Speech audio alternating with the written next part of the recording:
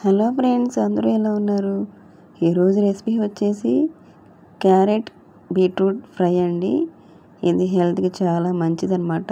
అది ఫ్రై అంటున్నారు, హెల్త్కి మంచిది అంటున్నారని అనుకోవద్దు. పిల్లలకి ఇలా చేసి పెడితే చాలా బాగా నచ్చుతుందండి కర్రీస్ అనేవి. వాళ్ళు మామూలుగా క్యారెట్ బీట్రూట్ తినరండి, పెడితే ముక్కలు కోసి ఇలాగైతే చక్కగా తినేస్తారు. మీరు కూడా తప్పకుండా ట్రై చేయండి. చాలా టేస్టీగా వచ్చిందండి. అలాగే చాలా తొందరగా కూడా అయిపోతుంది కర్రీ అనేది. అప్పుడప్పుడు ఇలాగ వెరైటీగా చేసి పెడితేనే కదండి వాళ్ళకు కూడా నచ్చుతుంది. అలాగే ఇది ఎలా చేసుకోవాలో ముందుగా చూద్దాం. ఇప్పుడైతే నేను ఒక 2 బీట్రూట్ తురుముకున్నానండి. అలాగే ఒక 4-5 క్యారెట్స్ కూడా తురిమి ఇలా పెట్టుకున్నాను సన్నగా. అలాగే అందులోకి ఒక పెద్ద సైజు ఉల్లిపాయ, ఒక 2 పచ్చిమిర్చి, అలాగే సన్నగా తరిగిన కొత్తిమీర కూడా పక్కన పెట్టేసుకున్నాను.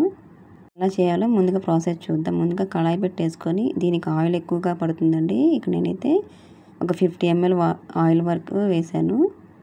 1 స్పూన్ ఆవాలు, 1 స్పూన్ జీలకర్ర వేసుకొని అవి కొంచెం వేగిన తర్వాత పచ్చిమిర్చి కూడా వేసేసుకోవాలి. అవి కూడా కొంచెం చిటపటలాడిన తర్వాత ఉల్లిపాయ కూడా వేసేసుకొని కొంచెం మగ్గించుకోవాలండి. ఇది బాగా ఫ్రై అవ్వకూడదు, ఎందుకంటే మనం బీట్రూట్ క్యారెట్ కూడా మగ్గించుకోవాలి కాబట్టి దానికి అది వేగే లోపల ఇది మాడిపోతుందండి ఉల్లిపాయ అనేది.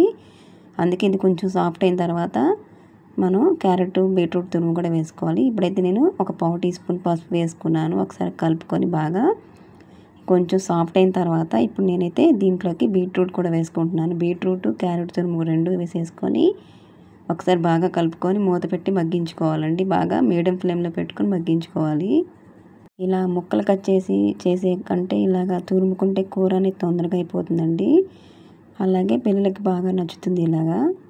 అవి వేసేసిన తర్వాత ఒకసారి బాగా కలుపుకొని మూత పెట్టేసుకోవాలి.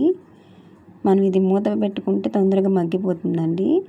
ఆ క్యారెట్ బీట్రూట్ పచ్చివాసన పోయే వరకు బాగా ఫ్రై చేసుకొని మనకి తెలిసిపోతుందండి. అది ఫ్రై అయిన తర్వాత ఆయిల్ అనేది బయటకు వచ్చేస్తుంది. అప్పటి వరకు మనం ఇది మగ్గించుకోవాలి. హై ఫ్లేమ్లో పెట్టమాకండి. హై ఫ్లేమ్లో పెడితే ఏమవుతుందంటే మాడిపోతుంది. ఇలాగా ఒకసారి కలుపుకున్న తర్వాత మూత పెట్టేసుకుందాం. ఇప్పుడు ఒకసారి చూద్దాం మగ్గిపోయిందో లేదు. ఇదిగోండి కొంచెం సాఫ్ట్ అయిపోయిందనమాట. ఇది ఒకసారి బాగా మిక్స్ చేసుకొని చూసారా, ఆయిల్ అనేది బయటకు వచ్చేస్తుంది కదా. ఇది కొంచెం ఫ్రై అవ్వడానికి కనీసం ఒక 15 నిమిషాలైనా పడుతుందండి. క్యారెట్ బీట్రూట్ అనేది పచ్చివాసన అంతా పోయి ఆయిల్ అంతా బయటకు వచ్చేయాలండి. ఆ తర్వాత మనం ఇందులోకి అల్లం వెల్లుల్లి పేస్ట్ వేసుకోవాలి. 1 స్పూన్ అల్లం వెల్లుల్లి పేస్ట్ వేసుకొని ఒకసారి బాగా మిక్స్ చేసుకోవాలి. మిక్స్ చేసుకున్న తర్వాత అల్లం కూడా పచ్చివాసన పోయిన తర్వాత మనం ఇందులోకి ధనియాల పౌడర్ వేసుకోవాలండి. ధనియాల పౌడర్ వేసుకోవడం వల్ల ఫ్లేవర్ అనేది చాలా బాగుంటుంది. వేయించి పొడి చేసుకున్న ధనియాల పౌడర్ అండి 1 స్పూను, చిన్న టీ స్పూన్ ఉంటుంది కదండి, ఆ స్పూన్తో 1 టీ స్పూను ధనియాల పౌడర్ వేసుకోవాలి. అలాగే సాల్ట్, మీకు తగినంత సాల్ట్ వేసుకోండి. వేసుకొని ఒకసారి బాగా మిక్స్ చేసుకున్న తర్వాత లాస్ట్లో కారం అనేది మనం యాడ్ చేసుకోవాలండి. మనం పచ్చిమిర్చి కొంచెం ఒక 2 వేసాం కాబట్టి దానికి తగినట్టుగా మీకు ఇందులోకి క్యారెట్ బీట్రూట్ వేసాం కదండి, మనకి కారం ఎక్కువే పడుతుంది. ఎందుకంటే క్యారెట్ అనేది తీయగా ఉంటుంది కాబట్టి కొంచెం కారం ఎక్కువే పడుతుంది అనమాట. నేనైతే ఇక్కడ ఆ టీ స్పూన్తో 2.5 టీ స్పూన్లు వేసానండి కారం అనేది. మీరు తినే కారాన్ని బట్టి మీరు వేసుకోండి. అలాగే ఇది కసూరి మేతి అండి, చాలా టేస్టీగా ఉంటుంది ఈ ఫ్లేవర్ అనేది. ఇది వేసుకుంటే కొంచెం నలిపి వేసుకోండి, చాలా బాగుంటుంది.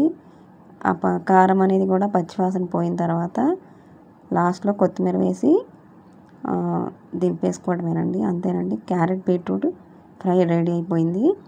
మీరు కూడా తప్పకుండా ట్రై చేయండి ఈ రెసిపీ అనేది. అలాగే నా రెసిపీస్ కనుక మీకు నచ్చినట్లయితే తప్పకుండా లైక్ చేయండి, మీ ఫ్యామిలీ మెంబర్స్కి షేర్ చేయండి. అలాగే మా ఛానల్ సబ్స్క్రైబ్ చేసుకోవడం మాత్రం మర్చిపోవద్దు అందరూ. ఇలాగ లాస్ట్లో కొత్తిమీర కూడా వేసేసి ఒక బౌల్లో తీసుకొని సర్వ్ చేసుకోవడమేనండి. చాలా ఈజీగా క్యారెట్ బీట్రూట్ కూర అనేది రెడీ అయిపోయింది. అలాగే మరిన్ని మంచి వీడియోస్ కోసం మా ఛానల్ సబ్స్క్రైబ్ చేసుకోండి. అలాగే నెక్స్ట్ వీడియోలో కలుద్దామండి. మరిన్ని మంచి వీడియోస్తో నెక్స్ట్ వీడియోలో కలుద్దాం. Thanks for watching. Bye bye.